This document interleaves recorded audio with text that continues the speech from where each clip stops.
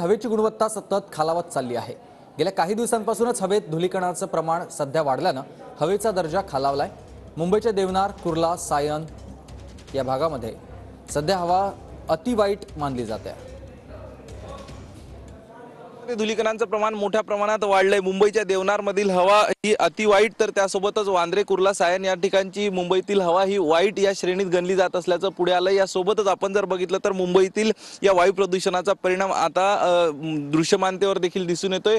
संपूर्ण आपण जर मुंबईत बघितलं, पहाटेच्या वेळी एक धुक्याची चादर पसरली असते, मात्र जे हवामान तज्ञ सांगतात ही धुक्याची चादर नसून मुंबईच्या हवेमध्ये जे धुलीकण आहे हे धुलीकणाचं प्रमाण यामुळे दृश्यमानता कमी झाली असल्याचं या ठिकाणी सांगितलं जातं। यासोबतच मुंबईतील हवेची गुणवत्ता मोजण्यासाठी जे ॲप्स तयार करण्यात आलेले, या ॲपच्या माध्यमातून गेल्या काही दिवसांपासून सतत मुंबईतील हवेची गुणवत्ता ही मध्यम ते वाईट या स्वरूपात नोंदली गेली असल्याचं देखील पुढे आलं। यासोबतच अशा प्रकारचे जे धुलीचे कण या हवेमध्ये असतात याचं प्रमाण देखील वाढलेलं आहे। साधारण 2.5 पासून ते 10 पर्यंत हे धुलीकण या हवेमध्ये वाढलं असल्याचं बोललं जातं। त्यामुळे वायू प्रदूषण हा मुंबई समोरचा एक मोठा धोका ठरतोय असं म्हटलं तरी वावगं ठरणार नाही। आणि या वायू प्रदूषणामुळे श्वसनासारखे आजार असतील, यासोबतच डोळ्यांना खाज येणे आणि सतत सर्दी, खोकला आणि घसा खवखवणे असतील, अशा पद्धतीच्या आजारांना सामोरं जावं लागतं। त्यामुळे मुंबईकरांनी आपली योग्य काळजी घेणं गरजेचं आहे, असं देखील तज्ञांचं मत आहे। कॅमेरा पर्सन सिद्धेश नाईकसह अक्षय कुडकेलवार,